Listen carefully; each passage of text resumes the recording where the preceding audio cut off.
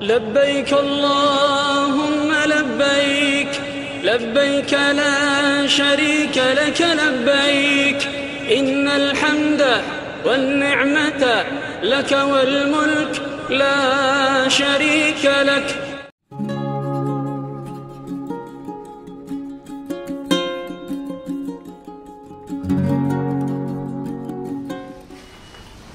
Allahumma salli ala Sayyidina Muhammad. Allahumma inna nas'aluka fahman nabiyyin wa hifdzal mursalin wa ilhamal malaikatil muqarrabin. Rabbi shrah li sadri wa yassir li amri wa hlul 'uqdatam min lisani yafqahu qawli. Subhanaka la ilma lana illa ma 'allamtana innaka antal alimul hakim. La haula wala quwwata illa billahil aliyyil azim. Pagi ini Allah himpun kita di majelis manasik untuk sama-sama mempersiapkan zahir dan batin menuju rumah Allah. Satu harapan doa kita kepada Allah, mudah-mudahan perjalanan haji yang akan kita laksanakan nanti senantiasa diberikan kemudahan oleh Allah Subhanahu wa taala, diberikan kelancaran oleh Allah Subhanahu wa taala. Aku gandeng amin ya. Mau selamat enggak? Mudah-mudahan Allah berikan keselamatan, Allah berikan kekuatan zahir dan batin kepada kita. Kita semua diberikan kesehatan, diberikan kekhusyuan, kenikmatan dalam menjalankan ibadah. Allah jadikan haji kita haji yang mabrur, haji yang diterima oleh Allah Subhanahu wa taala. Amin ya rabbal alamin. Baik. Nanti ketika kita ingin melaksanakan tawaf, yang pertama pastikan kita itu sejajar dengan rukun hajar aswad, ditandai dengan lampu berwarna hijau di sebelah kanan, berarti kita sudah sejajar dengan rukun hajar aswad. Maka ketika kita sejajar dengan rukun hajar aswad, jadi begini, Ka'bah itu adalah bangunan berbentuk kubus memiliki 4 sudut. Yang pertama adalah rukun hajar aswad. Sudut itu dalam bahasa Arab, dalam bahasa Indonesia itu artinya adalah rukun. Ya, rukun hajar aswad, rukun iraqi, rukun sami, rukun yamani. Ada berapa Bapak Ibu? 4. Yang pertama rukun hajar aswad, yang kedua rukun iraqi, rukun sami, rukun yamani. Antara pintu Ka'bah dan hajar aswad itulah yang disebut dengan multazam. Multazam itu asal kata dari iltazama, yang artinya adalah harus, mesti.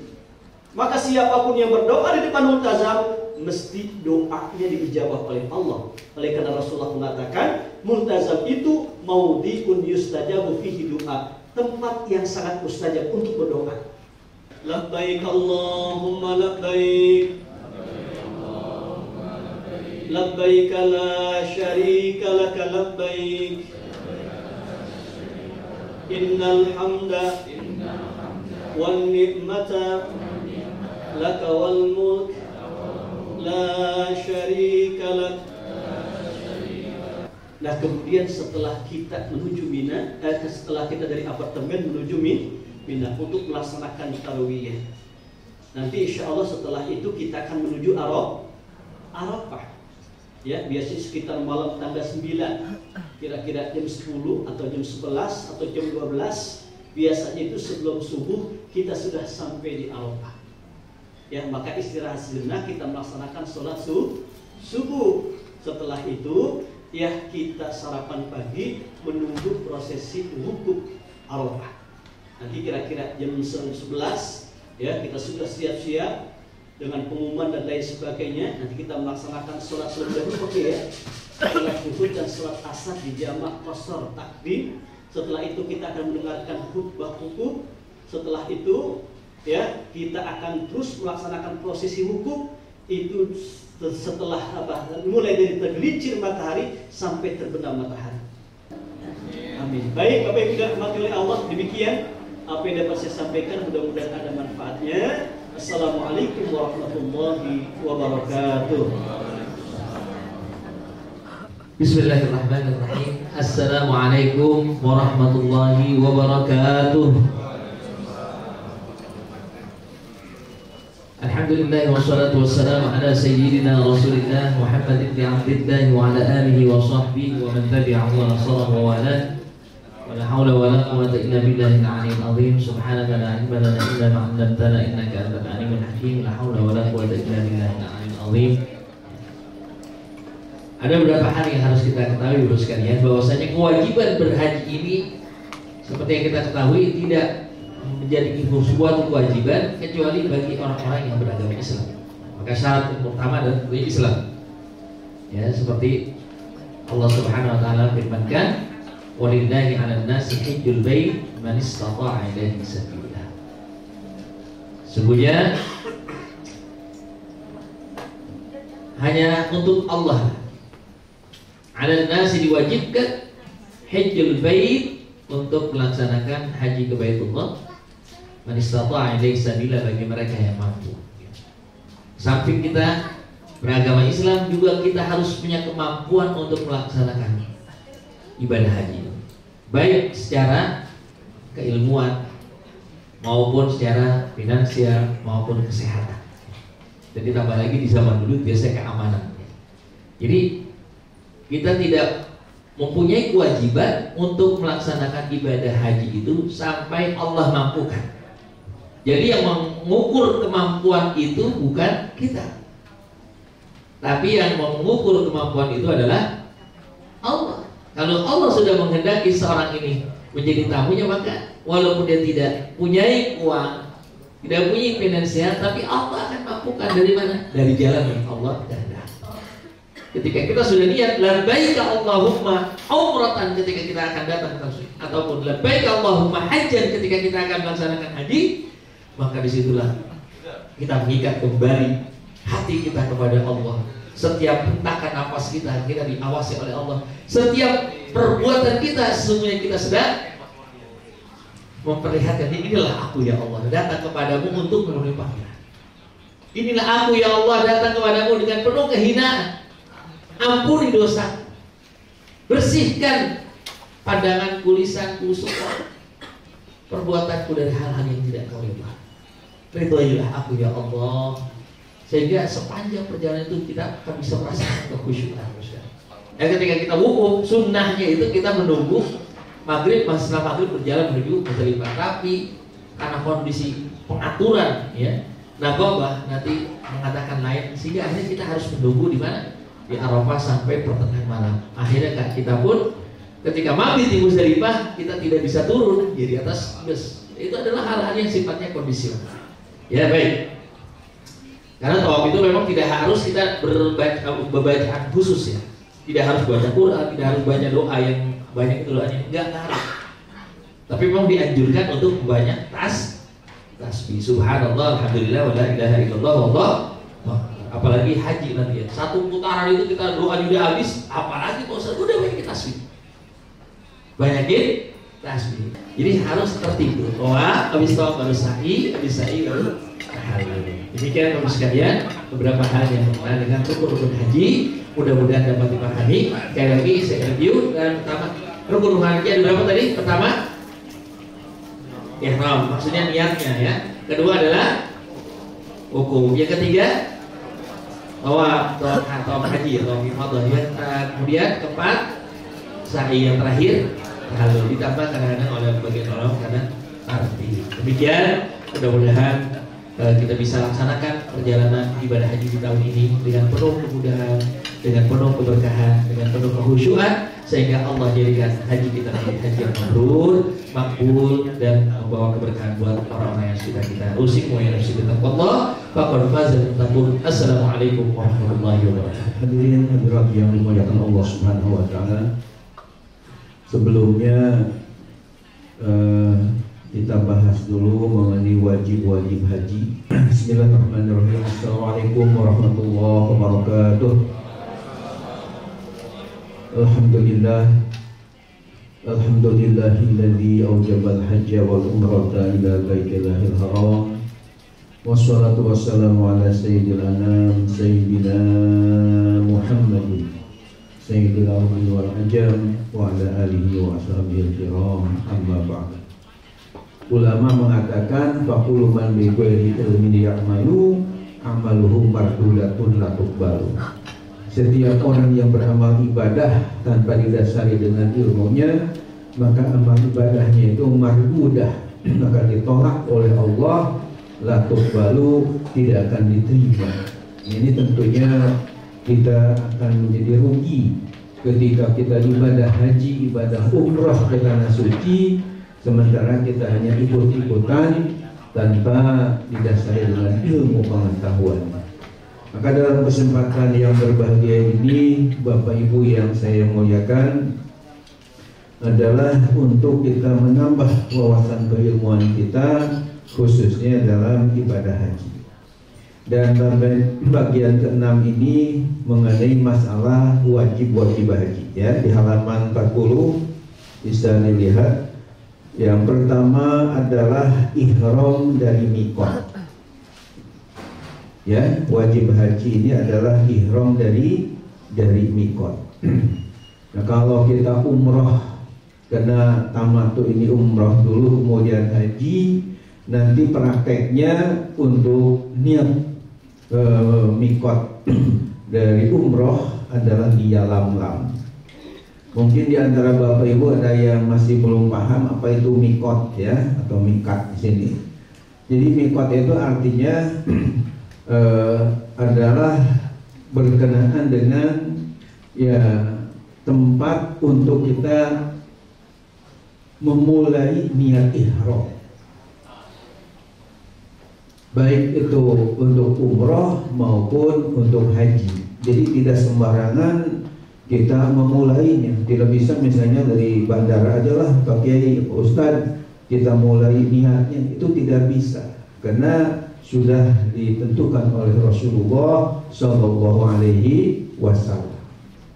Jadi yang pertama ihram dari miqat sebagai wajib haji ini. Yang kedua mabit di Muzdalifah. Ya, tadi sudah disinggung ketika Pak Iwan Jawawi. Jadi pengertian mabit ini bukan harus kita tidur di bukit Muzdalifah, tapi mabit di sini artinya kita berada di Muzdalifah setelah lewat pertengahan malam. Jadi waktunya mabit dari jam 12 malam lebih sampai tiba fajar, tiba waktu subuh, itu namanya mabit di situ. Mau lama mau sebentar dinyatakan sah. Mau di sananya tidur atau melek dinyatakan sah. Ya, Bapak Ibu yang rahmati Allah. Kemudian selanjutnya mengenai yang ketiga mabit di Mina. Jadi nanti kita biasanya dari Muzdalifah itu, ya, kan ada dua opsi, bisa ke Masjidil Haram dulu untuk tawaf ibadah namanya, kemudian sa'i dan tahallul dengan cukur atau bobot akil rambut kita. Opsi yang kedua bisa dari Muzdalifah itu langsung ke Mina, berarti besoknya adalah tanggal 10 bulan Dzulhijjah, disebutnya hari nahar. Nah, kita bisa opsi yang kedua ketika di Mina, di tempat Jamarot, tempat lontar jumroh misalnya pada kosong, itu biasanya kita dahulukan lontar jumroh. Baru setelah jumroh nanti kita ke Masjidil Haram untuk tawaf ibadah, kemudian sa'i dan tahallul. Nah, ketika hari tasyrik tanggal 11, 12, 13 tadi, baru nanti kita lontar lagi, datangi lagi 3 kali, ya, 3 tempat. Jadi yang pertama bukan dari Aqobah dulu, tapi dari jumroh ula, karena ula sendiri artinya pertama. Yang kedua jumroh wusto. Wusto sendiri wasit, dari kata wasit, wasat itu artinya tengah, karena kan nanti berjejer, ya, jumrohnya itu ada yang pertama, ada yang kedua, tengah, ada yang ketiga. Nah, jadi yang tengah-tengah namanya jumroh wusto. Nah, yang terakhir namanya jumroh Aqobah. Berapa batu masing-masing? Ya setiap lubang 7 batu, 7 batu. Berarti kalau Jumat tanggal 10 Dzulhijjah batunya cukup 7, karena kan hanya 1 lubang. Tapi jangan pas-pasan 7 yang saya ya pengalaman kita kadang-kadang meleset, kadang-kadang melenceng, tidak pas dengan marma. Marma itu tempat kontaran. Bapak Ibu yang dirahmati Allah Subhanahu wa taala, jadi batu yang pertama ya artinya lontar yang pertama kali adalah jumroh Aqobah 7 batu. Cuma saya sarankan ketika membawa batunya jangan hanya 7-7-nya. Kenapa? Karena tadi itu takut melenceng ke luar tempat lontaran sehingga tidak sah, karena harus masuk ke lubang. Ya, yang kedua ada kemungkinan kita ragu antara 6 atau udah 7. Nah, ketika ragu kan harus ditambah lagi. Jadi kalau pas-pasan batunya 7 atau ya misalnya enggak pas dengan lubang tadi, khawatir nanti di sana ada kesulitan mencarinya. Jadi repot lah, tertinggal sama teman lagi. Ya, walaupun boleh kita ada batu di situ, tapi biasanya agak ya waktu lagi sehingga akhirnya tertinggal, ini juga repot. Makanya lebih baik Bapak Ibu membawanya di lebih kanan. Biasanya ada kantong batu yang sudah disiapkan lebih dari yang ditentukan tadi. Kalau 7 biasanya 10, atau misalnya 21 kita bawa 25 atau 30 ya. Sehingga kalaupun ada teman yang kurang bisa istilahnya sedekah batu ya. Bapak Ibu yang dirahmati Allah, nah kalau untuk yang tanggal 11, 12, 13 itu 21. Jadi jumlah batu itu paling tidak jadi berapa? 7 tanggal 10, 11, 12, 13, 21, 21. Berarti 70 batu. Ya, 70 batu. Itu minimal ya, kalau dilebihkan tentu lebih bagus supaya tidak repot lagi ketika ada kekurangan. Kemudian kita lanjutkan tawaf wada. Jadi yang kelima termasuk wajib haji tawaf wada. Tawaf wada itu artinya tawaf pamitan ketika kita mau meninggalkan kota Mekah. Apakah misalnya dari Mekah kita langsung ke Indonesia, atau dari Mekah kita ke Madinah, yang tidak kembali lagi ke Mekah. Sebab bisa jadi dari Madinah langsung ke Indonesia ya. Yang jelas ketika kita meninggalkan kota Mekah itu diwajibkan namanya tawaf wada. Jadi tawaf itu ada istilahnya tawaf ibadah tadi, ada istilahnya tawaf wada ya. Ada lagi tawaf tatawu ya, tawaf sunat yang biasa kita tawaf saja, itu namanya tawaf tatawu. Kemudian kalau tawaf ibadah itu tawaf yang setelah kita wukuf di Arafah dan setelah kita mabit di Muzdalifah, itu namanya tawaf ibadah dan masuk ke rukun. Tapi kalau tawaf wada ini masuk ke wajib ibadah haji. Bapak Ibu yang dirahmati Allah, saya kira itu hal-hal yang menjadi kewajiban kita di dalam melaksanakan ibadah haji nanti di tanah suci ya. Mudah-mudahan Bapak Ibu bisa paham semua